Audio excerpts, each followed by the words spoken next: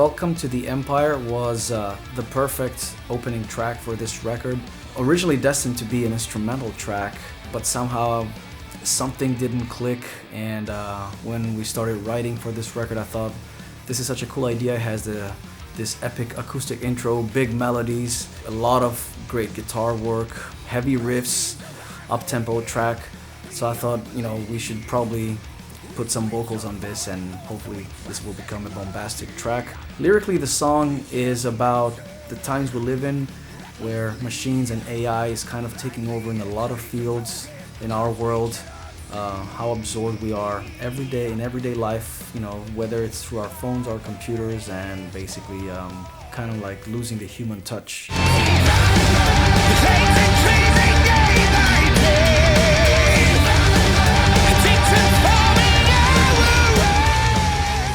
DEVOUR is a typical Firewind track in that 6/8 type of beat. We always have one of those tracks in our records. I feel very comfortable writing in that style. Herbie wrote the lyrics on this one. It's basically about man's never-ending hunger to consume more, to want more in life, and how dangerous that can be. It's a good message. It's something that is very real. Again, it's a fast-paced, heavy power metal track, if you like. It has a really cool, kind of a longer solo part with some intricate parts in there. I had a lot of fun writing and playing that one. So yeah, I think it's a pretty adventurous arrangement. Rising fire, I will follow my heart's desire. Rising Fire is the first single from this record. It's a high-octane heavy metal track. It hits you very hard when it comes in. It's one of the heaviest riffs I've written on this record. Really great performances from Herbie again. The message of this song is about basically overcoming difficulties. We all go through a lot of stuff in our life, and this song basically talks about that stuff, overcoming all the obstacles in our ways and coming out as winners. I think it's one of the catchiest songs of the record. It has really big hooks and choruses and melodies. This is something I really like. When I hear a song, I need it to grab me from the first listen. And yeah, this is a very anthem type of track.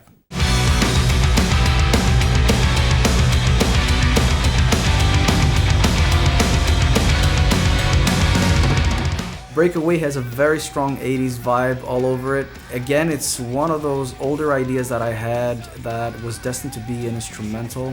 When I was writing it, I thought, this is really cool. There's a lot of cool guitar parts on there. It's actually probably the busiest guitar track on the record. Very technical stuff, influenced from a lot of stuff that I grew up listening to, like Racer X or Rising Force. So fans of that kind of vibe will totally get into this. However, when I was writing this so-called instrumental, I thought if we put vocals on this, it can be a really great power metal track. Dennis Ward helped me with the vocal melodies of this song. I completed the lyrics. I was inspired by some of the dummy lyrics that Dennis presented me, which was about a soldier, and so I kind of like developed that story and wrote about the PTSD that a lot of soldiers are dealing with. So that song also features a long guitar solo, so if you're a guitar player, you're gonna dig it, I think. Why do we always accept that decay? Where will we all be tomorrow? Orbital Sunrise. This song is part of the small concept trilogy that we have on this record, which is kind of like a sci-fi based story.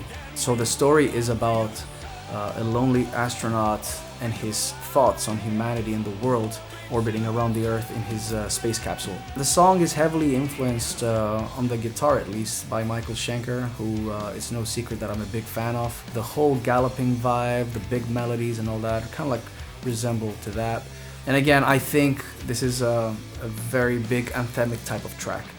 I still remember when I look back to that day I opened the letter and it was Longing to Know You is the ballad of the record. It sort of continues where Orbital Sunrise left off in our story about this astronaut. It's a love song. It's him missing his wife and his newborn son, and he cannot wait to meet him when he goes back down to the Earth.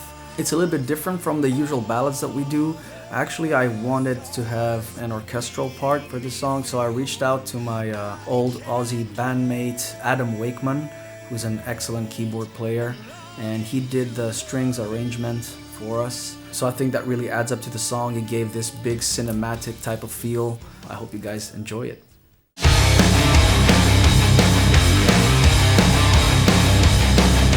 That was again one of the earlier tracks that I wrote for this record. I was not sure if this track should be on a Firewind album or maybe a solo record of mine. However, I think it fit great on this record. It found a great place on the track list.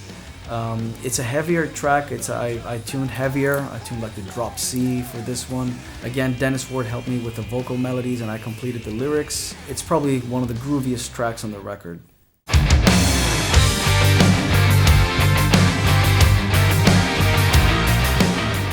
Okay, this is a song that originally I thought was going to become a bonus track. It's a little bit different from stuff that we've done in the past, but in the end, it turned out to be so good that it just had to be on the record. It's one of my favorites on the album. It has a very 80s feel influenced by Dio and Black Sabbath and that kind of stuff. It's an ode to our fans and to the people that support us and to the people that love the music. It's a celebration of music. It's a celebration of heavy metal. Yeah, I think it's a great metal track.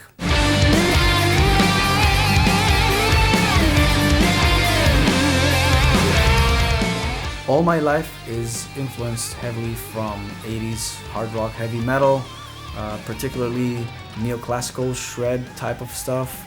I'm a big fan of Yngwie, Racer X, Vinnie Moore, like all the shrapnel stuff from the 80s, and this track, guitar-wise at least, it screams that kind of era all over it. And I remember we had a tight deadline to finish the vocals for the record, and I was over in America for the NAMM show, and Herbie was back in Germany, and I remember waking up totally dizzy and jet-lagged, and I would get all these files from Herbie and listening to the hotel and then getting back to him with comments and stuff like that. But in the end, we managed it, and yeah, this song came out great.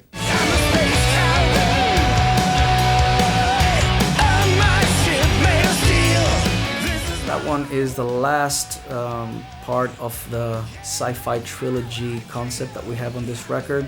It's basically about the astronaut and his trip to space. He's a space cowboy riding on his ship made of steel.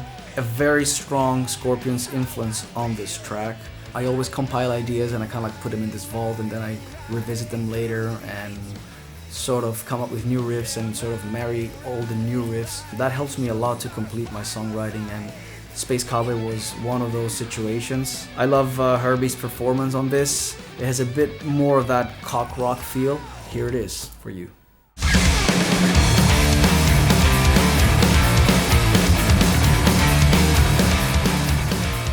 Okay, the final track of the record is called Kill the Pain, and it's a very traditional kind of heavy power metal track with double bass. It's actually based off an old riff that I had from the times when we were recording the Allegiance album. Somehow I opened like some old files of mine on my old computer, and I found this demo from 2005, 2006. And I was like, wow, this stuff is really cool. I'm not sure why it didn't make it to the to the final recordings of that album. I decided to revisit that idea and, you know, take a couple of those riffs and rewrite it, redo the arrangement, and I added some extra parts on the bridge and worked hard on the solo parts. And this is one of the most musically adventurous tracks of the record. And that's why I put it at the very end of this track list, because I thought the record needed to go out with a bang and with a really strong, heavy track. And so there you have it. That's Kill the Pain for you.